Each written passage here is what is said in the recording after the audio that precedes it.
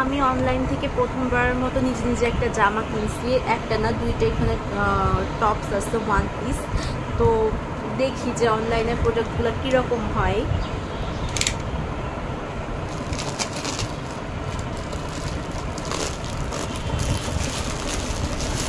ওনাদের প্যাকেজিংটা ওনারা হচ্ছে এরকম আর কি, একটা শপিং ব্যাগে পিন আপ করে দিছে। আমার ভাই গিয়ে নিয়ে আসছে, যদিও ডেলিভারি ম্যানের সামনে গিয়ে চেক করে নিয়ে আসার কথা, কিন্তু সেটা হয়নি। যাই হোক, এখন খুঁজছি।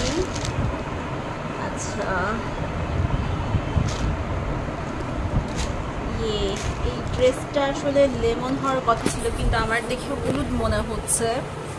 এবং এই ড্রেসটা হোপ মার্কেটে 200 টাকায় পাওয়া যায় ওয়ান পিস। সত্যি? তুই দেখছিস? ইয়েস। 200 টাকায়? ইয়েস। আমি তো জানি না। বানানো ওগুলো রেডিমেড। রেডিমেড গুলা তো তাইলে এত কমে তুই আমাকে দিসনি কেন? One piece 200। এটা হচ্ছে, এটা রেকর্ড হচ্ছে।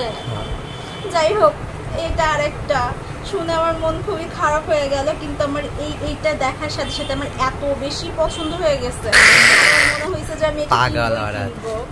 তো আমি খুবই এক্সাইটেড হয়ে এটা কিনছি।